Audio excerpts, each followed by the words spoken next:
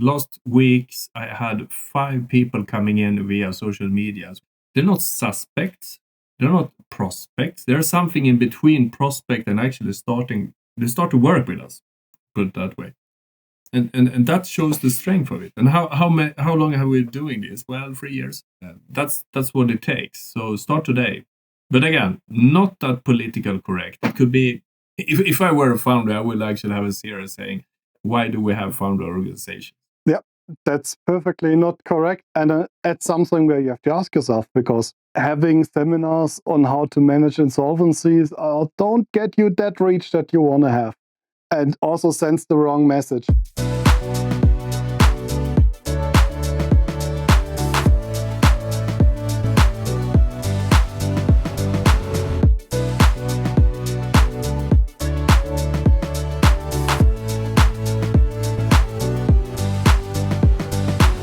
Hello out there, welcome to the Goldcasting podcast. Today we have an old school podcast episode. I've been longing for this one for quite some time actually. We have interesting guests and we have done a lot of things lately, but today we are going to dig into my favorite subject, marketing. And I feel thrilled. I don't know about you, Fabian. Oh yeah, I think it's the most overlooked topic in the whole foundry industry. Marketing. What was it for most people? Setting up their booth at the exhibition and having a website, not updating it, having it. Yeah, don't forget the new brochure as well. Oh, yeah. So Fabian, why are we doing this episode? The easy answer is that we have to put our industry on the global map. As everything is getting more and more digital, you have to be in present, and also with the higher competition, the loss of parts due to different product spectrum, getting more competition in from Asia, and also on your existing product line. So you need to market yourself to get new products in terms of business development, but on the other side also to get the best people that they want to work for a company that is, let's face it, cool to work for. Yeah. So, ladies and gentlemen, welcome to a very, very special episode. In line with dear Fabian just was saying, this episode will be around crazy marketing ideas that actually worked brilliantly. And our aim with this episode is to give you food for thought and some reference points. And we're going to dig up some really old stuff in this, I can assure you. So stay tuned and we start it. Where do we start? I think you start, Fabian. Yeah, I think from a history point of view, I start with the oldest one. Maybe you can guess which story it is, because I'm not telling you everything from the beginning. And it all starts in 1889. And it's a marketing campaign. Sorry, there's no internet then, just so you remember. Yeah, 1889. And there's no internet. And in the complete country of France, there were 3,000 cars listed.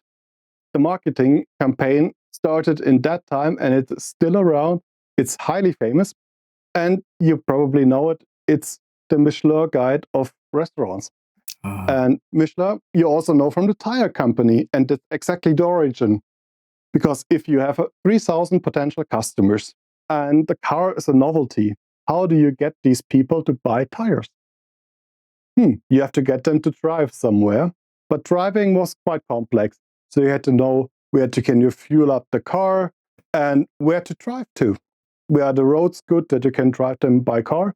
And they put in a small red envelope, and there were about 50 to 150 different routes, different locations, different restaurants. And that was the first Michelin guide. And then it developed, because if people were driving out, and it came to a prestigious thing. They saw it, and when they went to a repair shop, and they saw their restaurant guide used as a check to put up a table that is not wobbly. So they first said, okay, we need to level it up, because you get what you pay for. So it was free at the beginning. So people used it for everything. And now they started to charge 7 francs for it. And with that perception also, it developed into the guide on high star or the Michelin star restaurants. And now today they have over 40,000 restaurants listed worldwide, where you can drive to, fly to, and all under the umbrella to give you a nice time while traveling. Do you know the qualification of the stars? What the star, 1 star, 2 star, and 3 star means? No, I haven't digged that deep into that. I know. I can enlighten you, dear sir. 1 star, worth a stop. 2 stars, worth a detour. 3 stars, worth the trip. So if you really wanted to have a menu degustation somewhere, and spend some good money, I guess the perfect date, you planned a trip just for the restaurant. That's the 3 stars. Yeah, and it survived until today. Yeah. Even today, restaurants proudly put their Michelin stars in front of their establishment and looking to get customers through that. That's great. So, ladies and gentlemen, what did you say, Fabian? 1889. It still works. It still works. And I'm the old guy. Okay, I'll go next then. Hire crazy people.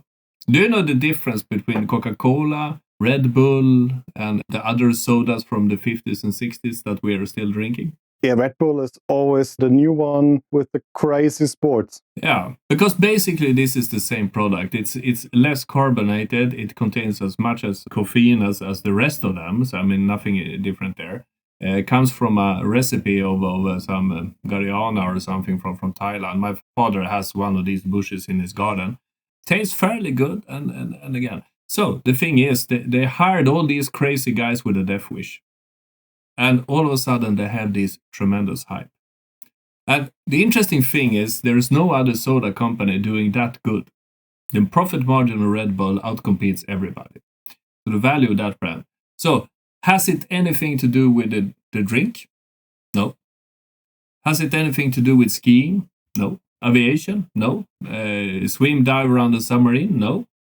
All the crazy shit. And look at what they're actually doing. They're actually bringing people in for different things. Like you have a Formula One team. Okay, that's a good exposure. They have also on the low budget level, flying some kind of home built aviation equipment, so to say, on a river. I think it's in Vienna, actually, as a matter of fact, every year. It's all around the world. Yeah, but I think it started in even Vienna. A more low budget thing they're doing. They're also touring universities where you get an RC car and you have to build the chassis out of cans you get from them. And then you have to race them on a cardboard Red Bull ring around, and the fastest car wins. We did it at a university sponsored by Red Bull. Yeah. And then when sales, started it peaked very well. What did they do? Well, they invented the vodka Red Bull. There you go. Then you can drink the Red Bull on Friday night and Saturday night too. I mean, that's so brilliant. Now, I must admit, making a Formula One team could be a little bit costly. But the other things they're doing is not that super costly. What do you need? A couple of cell phones for making a video, a guy with a jacket with the brand on, and a pair of skis somewhere. They even do films in Sweden. I mean, picture that. Also for them, going to these extreme sports where there are no normal sponsoring, it's quite cheap to support them, and then also film it and use the film to show the extreme sport, because everybody is looking at it. If it's running in a bar, you're not continuing the conversation. You're just looking at that thing and saying, hopefully it doesn't crash. And usually they don't crash. And here comes the brilliant thing. Coca-Cola does this Christmas thing, on television. Costly, crazy. I think they also had Super Bowl one year. Imagine the digital coverage you have when you have extreme sporting guys and men and women in age, 19 to 22. They own the TikTok. So the coverage is millions and millions and millions directly without any effort. Channel optimization and then adjusting what you send to it. That's the way they have been working, I think. So, next one. Yeah, again, we are in the drinking world. Ooh, it's not Friday, you know it. I know it. It's Thursday, but Thursday night, it's basically Friday. It's Friday somewhere on the globe. Yep. And it also is combined with your favorite hobby, hunting. Ooh. And we go back again in time. We go in the year 1951. And Sir Hugh Beaver, do you know who he is? No. He was running the Guinness Brewery at that moment. So we are in Ireland, and he was on a hunt. And they were hunting birds. And at the end of the hunt, they were discussing which is the fastest game bird in Europe. They didn't know, was it the golden plover or the red goose? The answer is none of them. But afterwards, in the library, they checked all the books and couldn't find an answer. And they said there must be a way to determine what is the world record. And then he went into some of the bars, and there were a lot of bar fights also about what is the biggest, the longest, the strongest, the fastest. And then he talked to some of his staff, and he had the idea, hey, let's put all these things we find, apply the fact-finding agency, so the old time of Google at the time, to bring up the first book in 1952. Oh. And since then, every year, September, October, a new issue of the Guinness World Records book is coming out. And in the beginning, they were distributed to the bars so that people could solve their bar fights by looking into the book and finding what's the fastest, what's the highest, and so on. That's amazing. That's amazing. Speaking about the spin-off, right? A couple of drunken guys after a bird hunt, and then you have a icon on the bookshelf. Yeah. It is an icon. It's an icon, and up to 2021, they sold 150 million copies in 100 countries, translated into 40 languages. Yeah, so they probably made a pound or two on it. They made a big of money, and also it's free advertising again, because you buy the book and it's Guinness written on it, and it doesn't really have an impact on the beer, but you are so associated with the name. Mm-hmm. Yeah, really. It's a very clever thing, and again, dear listener, I mean the Red Bull example, that's very well thought.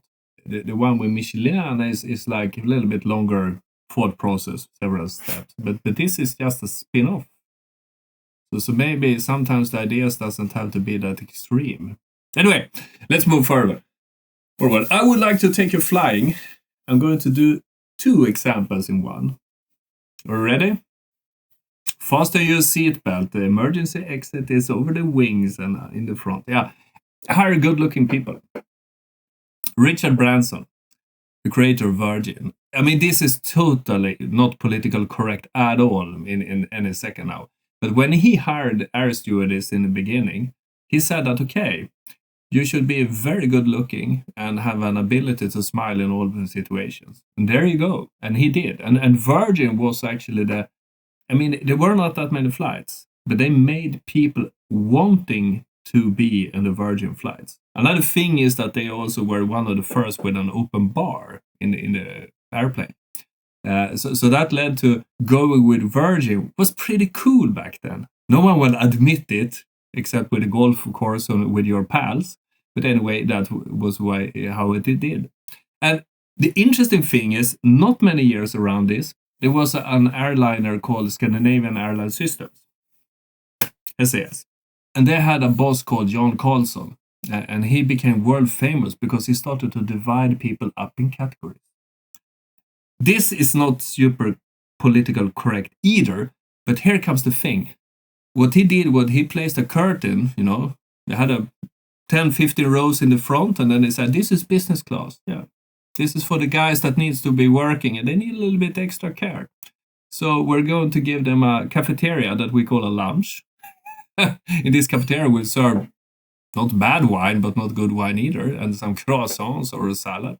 And when they come to the airplane, we'll get with a little bit more on their tray and goes around a little bit more with them. And we call it business class. And then it became a thing, which side of the curtain are you? You're divided among the rest of us, the cheap guys, or are you a businessman or an important people?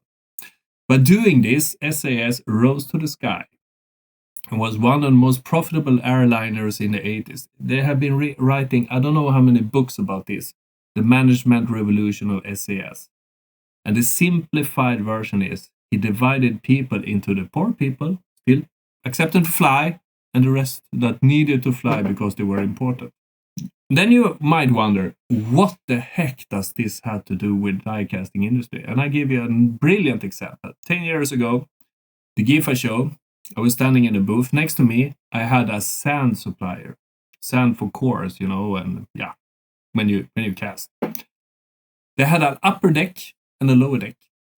And after 2 days of this GIFA, I was, becoming friend with the guys. And then I said, okay, you have an upper deck and a lower deck. Yeah, lower deck is for the guys buying less than 1,000 ton a year. They get a beer and a sandwich. Upper deck is the guys over 1,000 tons a year. And they get free martinis, a hot dish, and to sit down. Do you think people put in some extra orders from them in spite of the competition when the GIFA was around the corner? I would think so. Oh, So he said you that, want to be the VIP treatment. Yeah, you want a dry martini, you want a nice steak, you want to sit down, you want to be cuddled around a little bit. So dividing people up, yeah, we did it in the 80s, but we also did it around 2015 somewhere when that GIFA was happening. Just telling you. So that was that. Sorry, I'm landed now. So please keep your seatbelt fastened until we reach the gate, and don't use the cell phone. And welcome to Stockholm. Yeah, and now I want to jump in because usually, if you land at the airport and you're walking out, you see a lot of big orange signs made by the company of Sixt. They rent cars. Sure, they should be there, but it doesn't matter which car you rent because it's the same car. Basically, it doesn't matter whose company you're renting with. But Sixt did an excellent job in promoting their company and not paying too much for advertising, which all the others do. What they started is that they took current events and put in, for example, if the German trains stopped working because of a strike. What they did, they put the head of the labor organization and called him their employee of the month.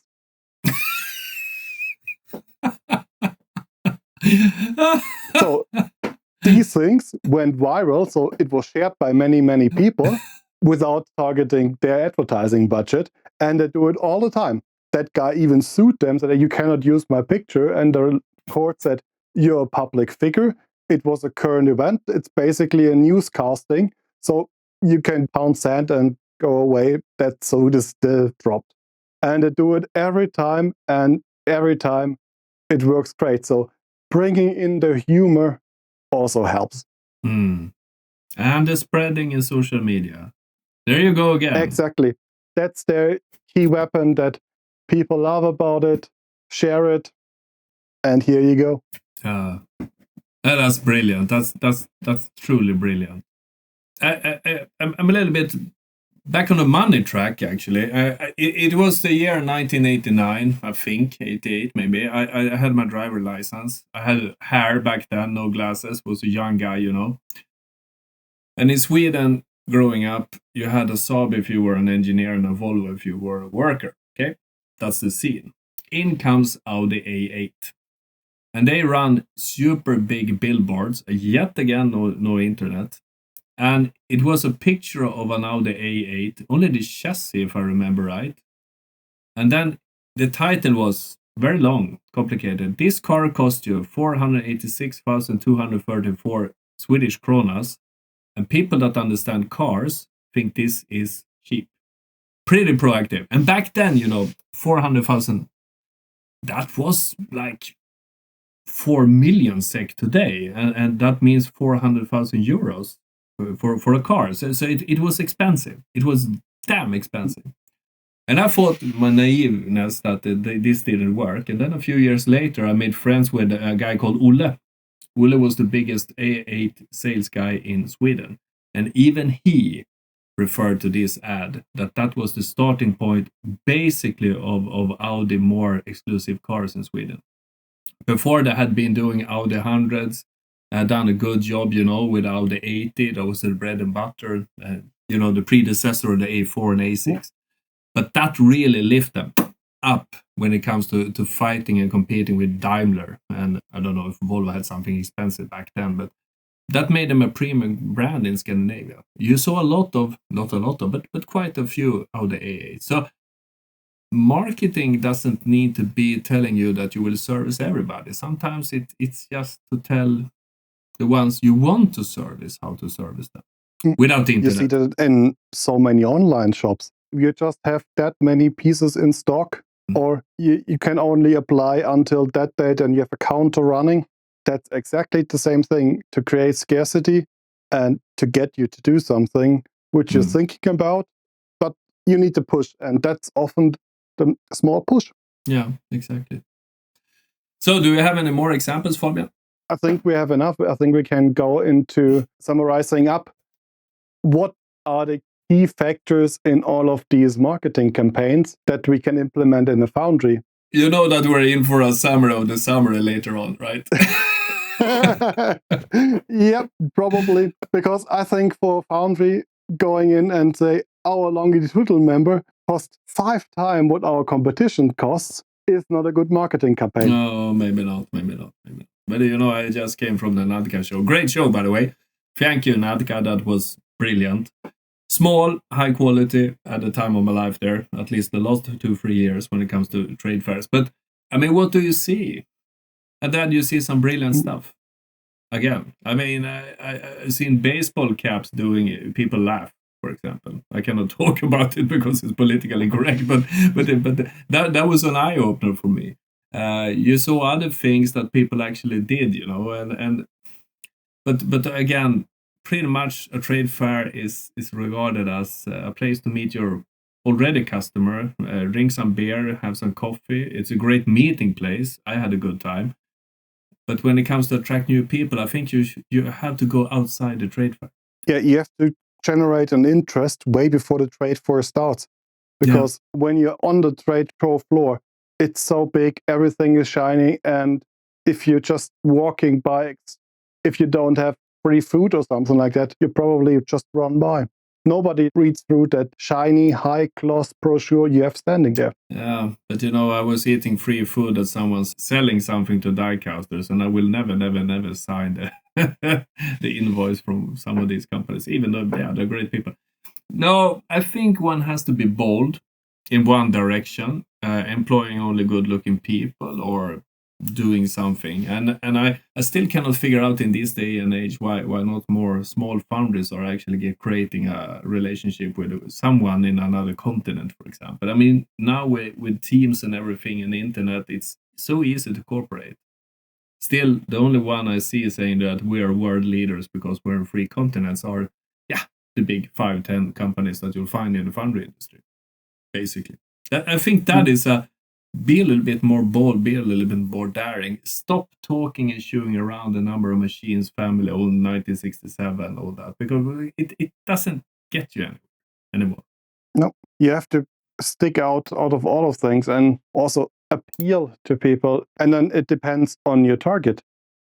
For new business creation, you have to do a different campaign than just to put your name on the map, which you want to do for a trade fair. Then I think the second point is if you look at what has these crazy examples that we just showed you, now I'm being a little bit serious here. Even if they were from the 1889 or 1986 or whatever it was, they were using channels in a new way. I mean, Audi billboards in Stockholm about the price. You had a guy Michelin getting out a printed version that followed the car and were in all repair shops. They found a new channel. I mean, that was a channel that probably no one has been talking about before. So channel. In this day and age, if you're attracting people, youngsters, it's TikTok. If you're in the middle age or around 30, I would say Instagram. And if you want to old-timers like me, probably Facebook. And then LinkedIn is like a wet blanket all over it. And you have to include it somewhere, somehow. That I'm sure of. I don't know what you say, Fabian. Yeah, definitely. You need to be in the eyes of your customer. And your customer is not that big building where the company sites on it. It's the people working there. If they get a post every week, an email, and quick funny video once a week, they see it on their LinkedIn, their email accounts, they will have a love, and you're in the eyes of the customer. And it's a one-sided relationship. So they know you, but you don't know them. They build trust towards you. And if it comes down to getting something, asking for something, if someone has like 50 times over the last year read about you and your company, how likely is it that he considers you a work bestie or whatever? No, I agree. And the thing is, I strongly believe in repetition. That has to be 2 cases. First, you have a human being on the side of the cell phone. But then also the simple fact that all these algorithm out there actually favors the guys producing a lot of material. A lot of material, not necessarily. It's a regular uploader. So you're engaging on the platform, you're putting out content for the platform that works on the platform and is consistent. So consistency is more important for many platforms than the output itself. Yeah, I mean, speaking about what are you going to tell people in the digital media, and you better hurry up, because soon as 5 or 10 guys are taking this spot, it will be, okay, number 6 will not have the same traction. It's very difficult, at least for me, to bring up a novelty and a storytelling around die casting development in a middle-sized foundry. I mean, it's like push water out of blood. I mean, you get, what do you get? 2 nominations a year, and trying to make this interesting. So you probably have to tell about something else. That's storytelling. And that leads me to the thing that I think it should be a little bit politically incorrect. It has to be bold and it has to stick out. And both of these things are important because people want to be entertained. That's one thing, type of content. And the other thing is to educate, teach people something. And if you combine them two, then you found the jackpot. You put in interesting content in an entertaining format, you win. And there are several ways to do it. There is, for example, companies building wallets. What they did, what worked quite well on several social media platforms, they did once a week. They had a short video about the optimization of the week. So they did one optimization each week and they shared it on the internet. There's more things like a new software, a different keyboard, or some reorganization, some printer picked by light system or whatever. And they talked about it, and that gained them millions of followers. Yeah, I think people are thinking too complex here and try to do the perfect solution that they then try to slice like an elephant. That maybe one should go a little bit with the flow sometimes from a basic storytelling. I mean, you can look at me, for example. I'm still pissed off that one of the episodes with the lowest ratings, the number of people viewing, is actually, do you have the right captains? I still find it, but hey, it's a market. And people are, I mean, if you look at the title, if it's recasting the solution of gigacasting, it has 1,000 views. The other one has 28. You do the math. I'm wrong. But anyway, 28 important people looked at, do you have the right captains? And this is my point, that you get a big flow. There are some 10, 15 guys you want to reach out there, but you won't reach them if you don't get the numbers on the others that you're not that interested in. That's number one. But let's put into one word into that, because regarding reach numbers, there's a big fallacy. Because you want to reach the right people, so the people that are consuming or buying your products.